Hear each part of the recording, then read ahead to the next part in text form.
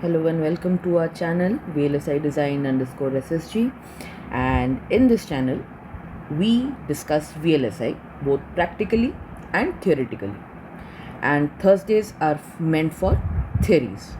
Alright, and in our last class we discussed the CMOS inverter, and we understood that how did we land up on this particular design style.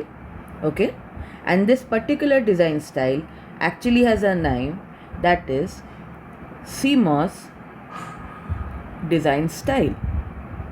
What is the CMOS design style? Wherein the upper part, okay, or the upper part of the design is made up of pull-up networks, and the lower part is made up of the pull-down networks, and from the middle I'll be getting the output. Okay.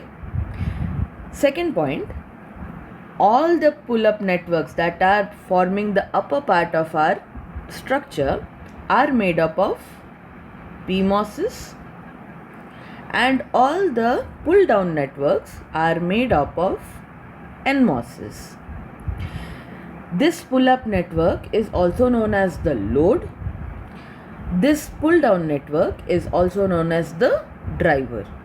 And the design style wherein half of the upper half of the design is made up of pull-up networks and the lower half is made up of pull-down networks, we call this particular design style as CMOS design style.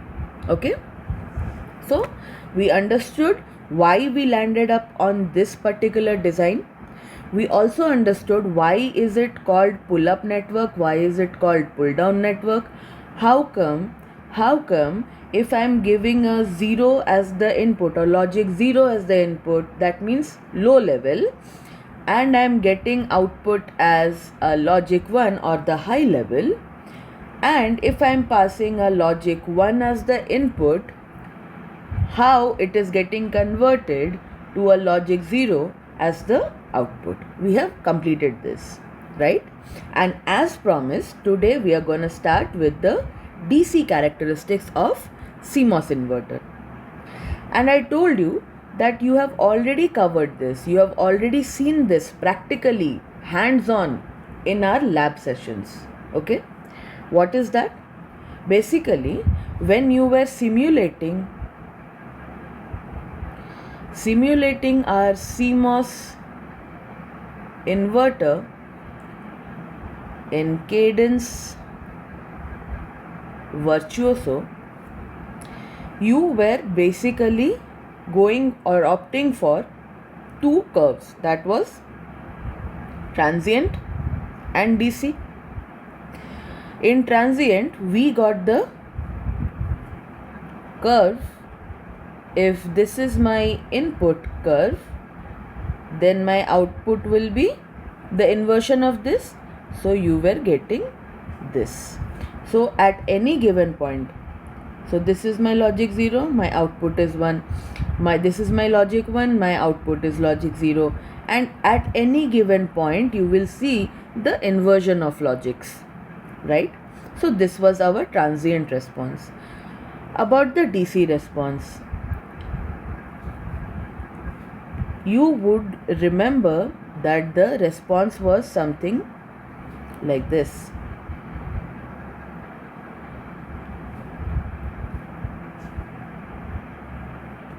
Wherein this blue line is our input line and the pink line is our output line or output curve.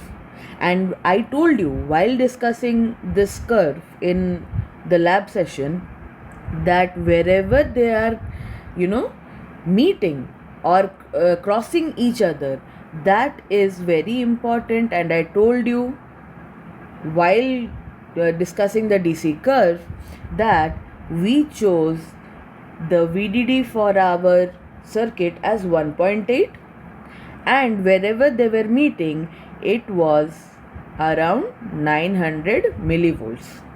So I told you that it is the half of whatever VDD we were using. And this is important, and that's why I told you to observe this point. Okay? So now, since we have already done this in Cadence Virtuoso, let us understand how we are landing up in this scenario. Okay? Let us begin. Before we land up or discuss the curve directly, you need to understand that the CMOS inverter is following CMOS design style. CMOS inverter follows CMOS design style. Of course, the name gives it away. Alright? And since it is following CMOS design style, we know it is made up of two networks, pull-up network and pull-down network. Pull-up network is made up of PMOSes. Pull-down network is made up of NMOSes. Okay? This much is clear? So now we know about the NMOS. Okay, we know about the NMOS, how it functions, at which voltage level will the channel start to form, at which voltage level the channel will get enhanced, so on and so forth. But we haven't discussed PMOS in detail. Okay, so let us do that quickly. Now,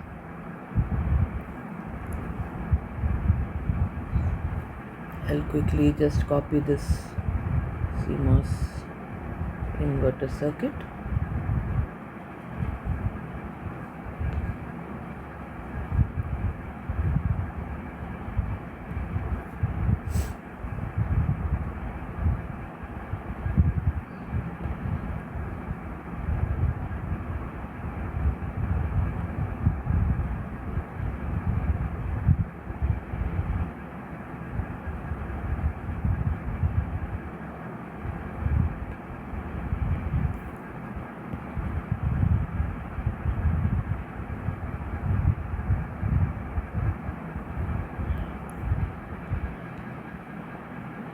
Okay, so this is the circuit we are discussing. Now, in this diagram, we know that these are the gate terminals. This is source, this is drain, and these are the body terminals. Okay, we know this. So now, let us discuss the voltages. So, VGS of NMOS. Okay, what is this? This is the gate voltage of NMOS, and VGS comma P is the gate voltage of PMOS. Then what will be the thresholds? So VTN is the threshold voltage of NMOS, and from the derivation topic of the ID current, we know that the threshold voltage of an NMOS is a positive voltage value. We have already covered this. Therefore, what is VTP? It is the threshold voltage of PMOS. And while we were discussing how this logic 1 in the input makes it as logic 0 while coming out of the output terminal, and 0 logic becomes a logic 1 in the output. While discussing this, we understood that both these PMOS and NMOS are not on at the same point of time. They were switching. Means when PMOS is active, NMOS is sleeping. When NMOS is active, PMOS is sleeping. How did we know that? while explaining these things, I told you that if it is a zero logic, zero logic means either I am writing it under quotes. If I am writing 0 under single quotes or I am writing 1 under single quotes, that means it is indicating the logic levels, not voltage levels. Okay, that means these are the logic levels, right? Logic 0 indicates that either the voltage is 0 volts or a negative value. Similarly, logic 1, it either indicates that it is 1.8 volts or a positive value. But this positive value will always be under the limit of what you are supplying as VDD. Whatever is your VDD, your logic 1 will take that value itself. Okay?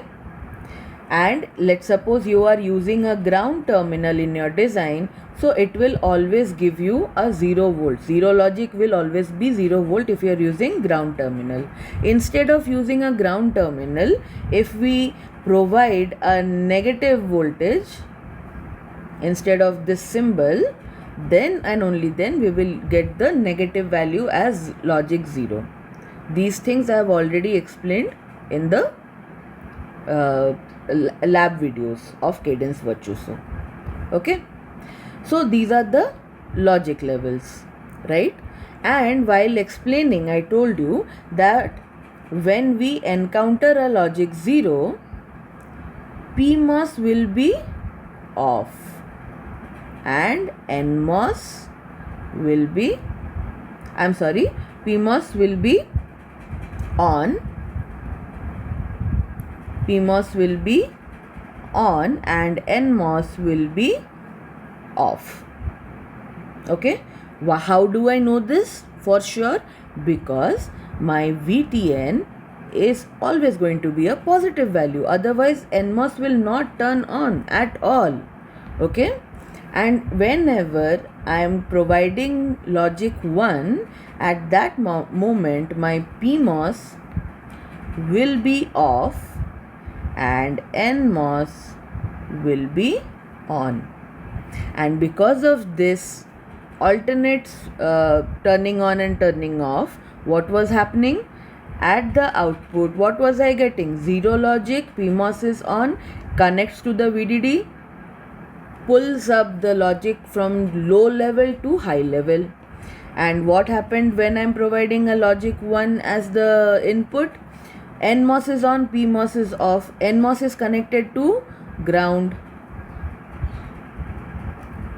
What is it doing? It is pulling this high level to low level. So my output was getting, or we were getting the output as 0 logic. Okay, this was the operation.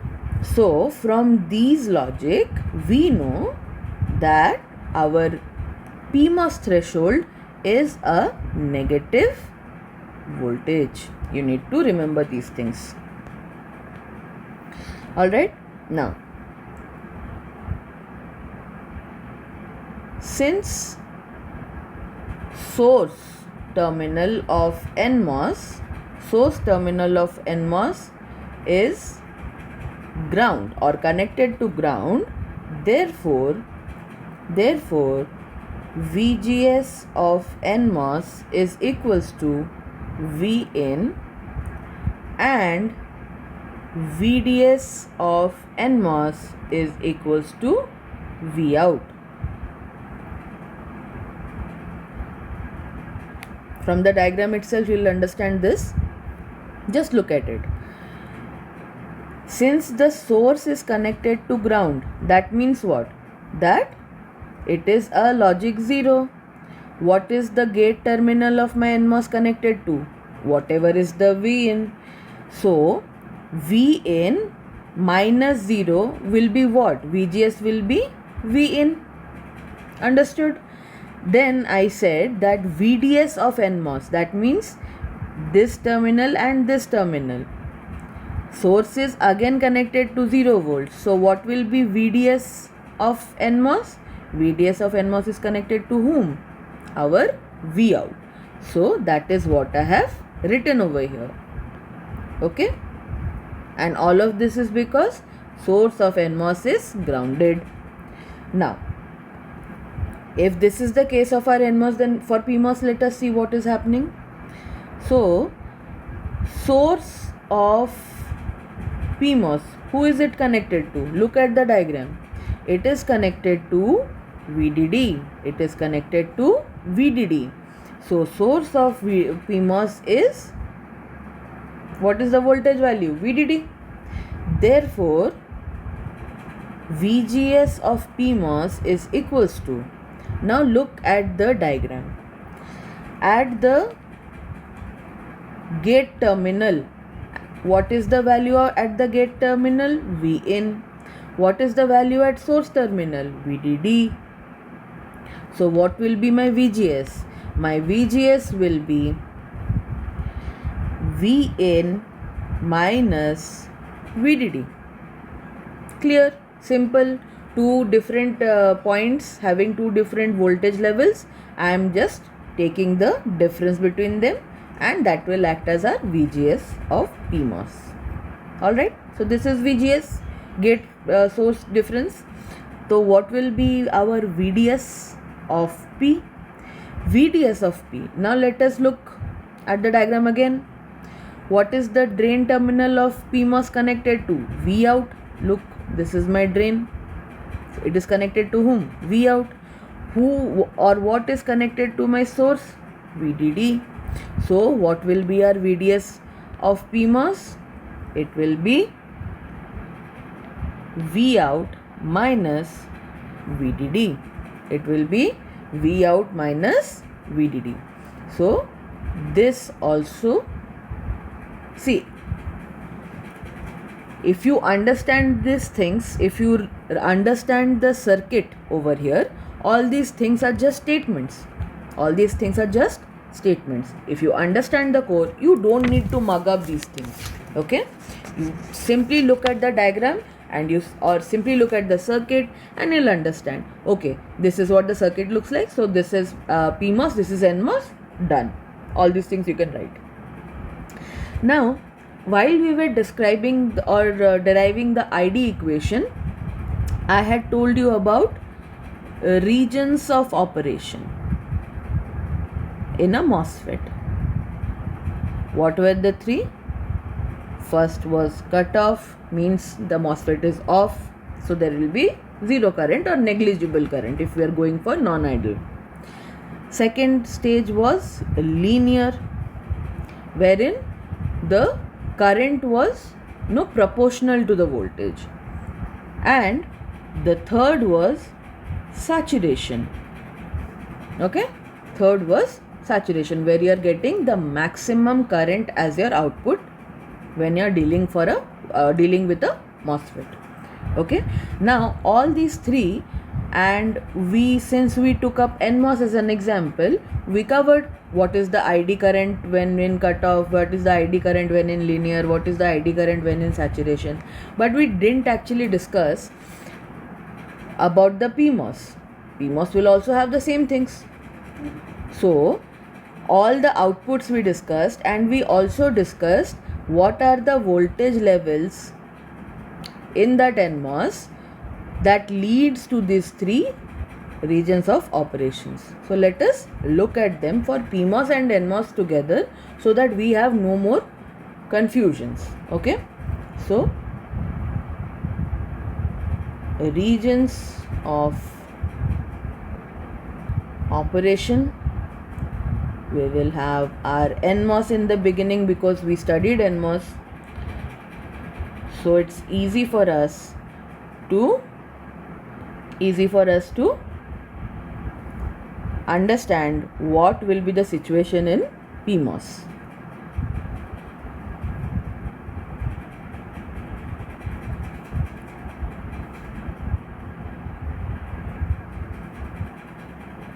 Okay, let us start. So we will start with cutoff. Okay, we'll start with cutoff. So what was the first thing? That means the transistor is off. That means VGS will be lesser than the threshold voltage, right? If it is not beyond the threshold, my MOSFET will not turn on. Okay, so we will write it in that fashion. VGS of NMOS is less than VTN, or the threshold of NMOS. So there, that means what? That Vin is less than the threshold of NMOS. We are not just covering NMOS and PMOS, we are also trying to understand our regions of operations for the CMOS inverter. So in CMOS inverter, what do we have? Vin only.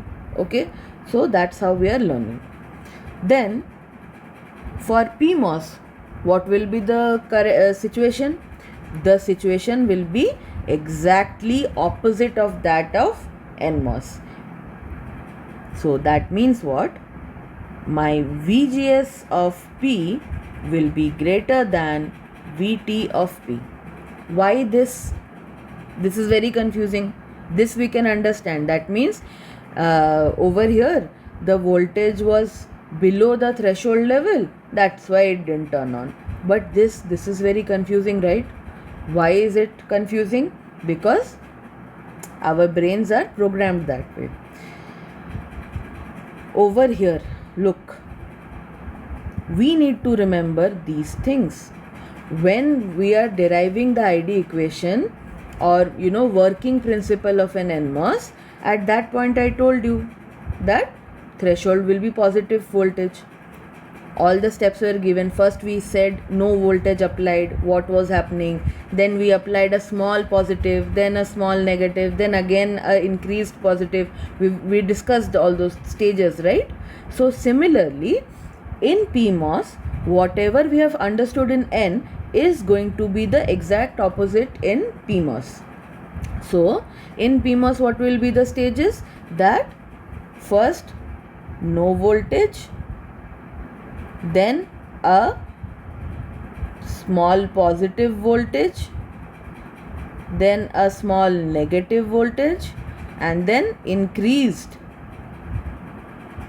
negative voltage. So that will lead us to the derivation of ID equation in PMOS. Okay, that we have to remember. So here Vt of N is positive and Vt of PMOS is negative. Okay, so VGS of PMOS is greater than VTP of PMOS. So what will be the situation involving Vin? It will be greater than VTP plus VDD. Why VDD came into picture? Because PMOS is connected to VDD. Alright, so that is how this has happened.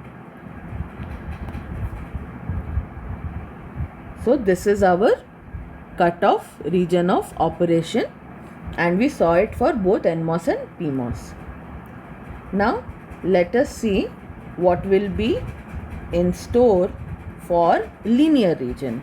So in linear region, what will it be? So VGS of NMOS is greater than VTN. To be in linear region, your MOSFET should be on. So that means what? Vin should also be greater than threshold of NMOS.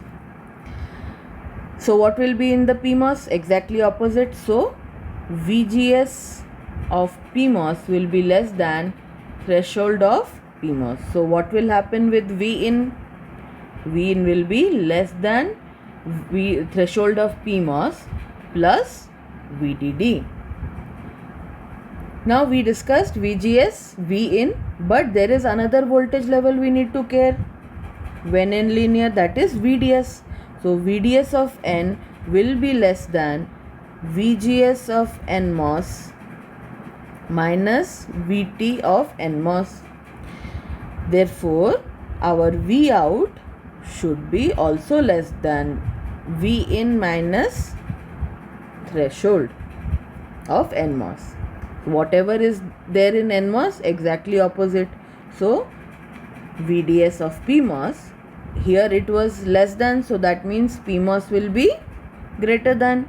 It will be greater than VGS of P minus threshold of PMOS, and in that way our V out will be greater than V in minus threshold of PMOS.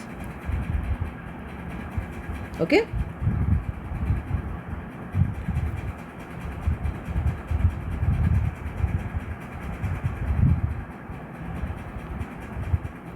So this was our linear region. Now there is one region of operation left to discuss, and that is saturation.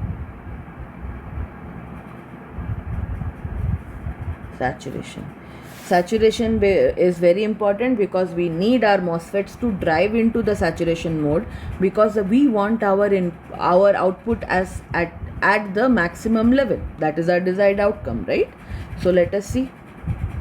So during saturation, what was our condition? That VGSN will always be greater than threshold of NMOS. Therefore, V in should also be greater than threshold of NMOS.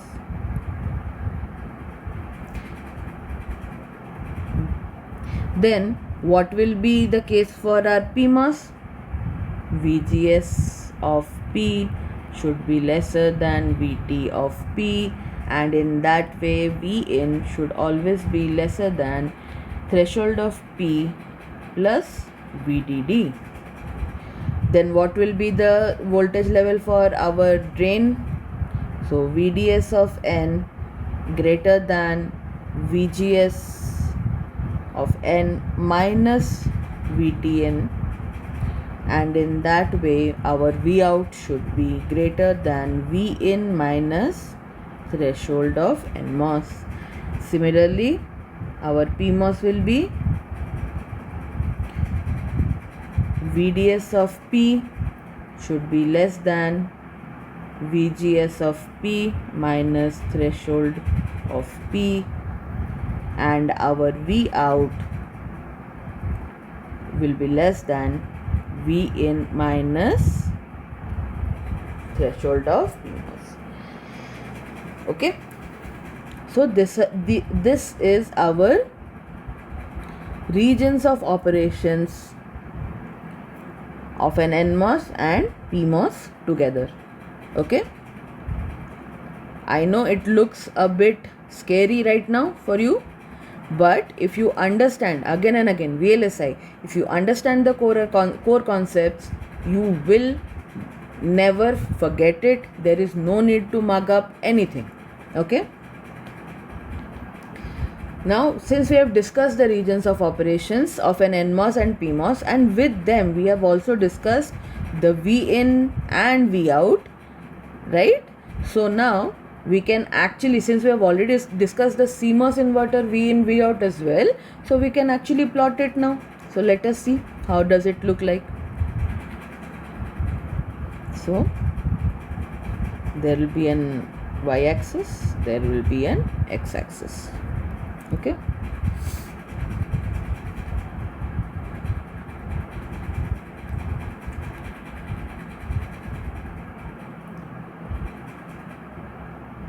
so y-axis denotes our V out, x-axis denotes our V in.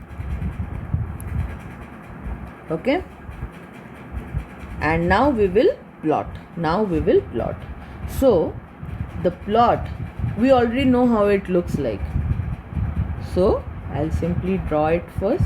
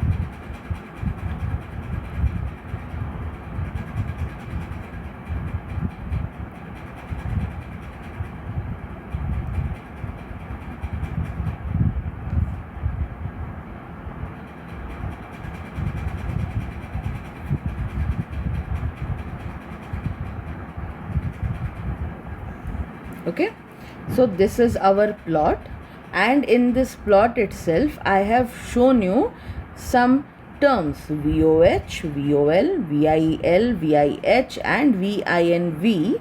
And since they are all, you can understand by now that they are all different voltage levels. Why can I say that they are different voltage levels? Because look at x-axis and y-axis, both sides I have got voltages, so whatever will be there in between will be a voltage itself. So this graph that we understood as the DC curve in VLSI design theory, we call this graph as voltage transfer characteristics. This curve is voltage transfer characteristics. Short form is VTC. Now, the different voltage levels. Okay. Now, why does this curve look like a slide that we used to play on? When we were kids, we used to go to the playground. We always had a slide in that playground, right? So, look at this. So, we have got some stability at this region, we have got some stability at this region, and then this region is actually, the slide wherein I am falling, and by looking at it, this is the higher level, this is the lower level, and I am sliding from high to low. I am sliding from high to low. So this VOH that we can see, I can tell you that this is the highest voltage at the outcome side. By looking at this VOL, this is the lowest value on the outcome scale. If I look at the voltage level here, VIL, so here it is ambiguous because I am writing L over here, VIL on the x-axis. I know that this is a small value, it is nearer to the origin, but when I look at the outcome, I am getting VOH. And when I am looking at this input side VIH, I know that this is the maximum if I am going towards VIN. But when I look at the outcome, I am getting VOL. What is this sorcery? Let us discuss. So, in this VTC, we have got 5 voltage levels. First, let us discuss VOH. VOH is the, what is it VOH? VOH is the maximum output voltage level. Okay. Then we have VOL. So OH, output high. Okay. What is VOL? That is the minimum output voltage level. OL, so output low. Then VIL. So this is the minimum input voltage for which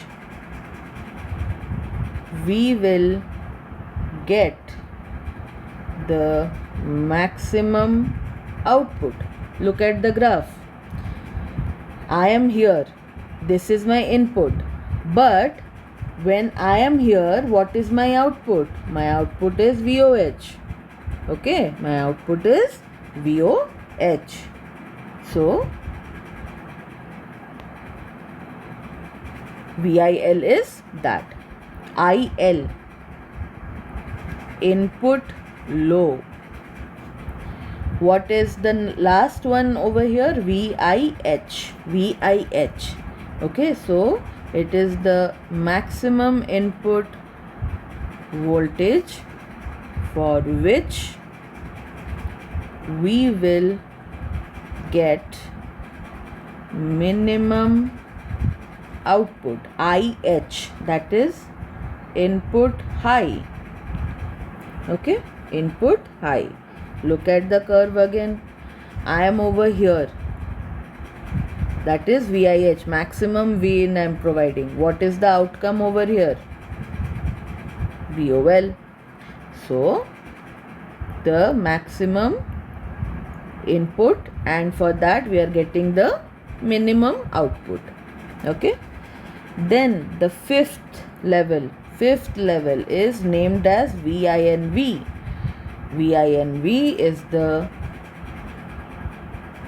threshold of the circuit, and the circuit that we have taken is inverter. That is why we named it as INV. Let's suppose it is for NAND gate, then you will write VNAND. Understood? And this VINV, look at it, it is at the midpoint. It is at the midpoint, and this VINV will always be equals to VDD by 2 at this point. Okay, it will always be VDD by 2.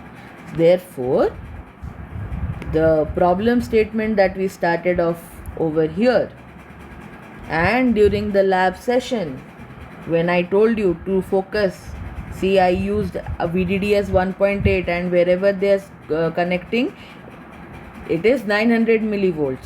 So that is how we know that this intersection will be VDD by 2. Okay. And what is this VTC? VTC is the curve, right? So the voltage transfer characteristic of CMOS inverter is the relation between the input voltage and its corresponding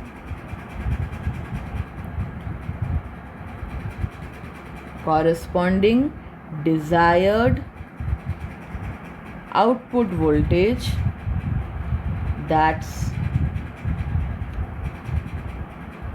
plotted on a graph. Okay, and it has 5 voltage levels that we discussed just before defining what is VTC. Okay, so this is our DC characteristics of inverter. Okay, DC characteristics of CMOS inverter, and in this we have seen these things. Now, whatever we have discussed under this, the DC characteristics, and in our last class we understood how this CMOS inverter is working. From where to where? I'll just show you. See, this is our lecture 15 notes. So in semester exam, if you are asked to write down or discuss the DC characteristics of CMOS inverter, you have to start from here. That is, draw the diagram, discuss. This is not required, this is for your understanding purpose. Discuss that PMOS is the load, NMOS is the driver, and from here you discuss, okay, how the switching happens, 0 to 1, 1 to 0. Discuss why they are called pull up, pull down, and then you come back to this point from DC characteristics. And since you have already written about the pull up, pull down network, now it is time for you to discuss from here to till end. Okay, till you have discussed the VTC. What is VTC? And what are the 5 different voltage levels in that VTC? Many people forget to write this statement and you will lose your marks. So this topic, the DC characteristic, is actually a 10 marks question for your semesters. The students, listen up. And if you are not a student, you have come out of your college and you are planning to move into the VLSI sector, then for interview purposes also, this question will be asked. This question will be asked. Okay, CMOS inverter is our favorite when it comes to VLSI interviews. So you have to understand these things. Okay, so this is where I wrap up today's class. Let us meet, and hopefully we get our 500 subscribers. We are still on to the road to 500 subscribers, and we are pacing every day. I'm loving it. I hope we achieve this together. Until then, let's be happy, let's be updated.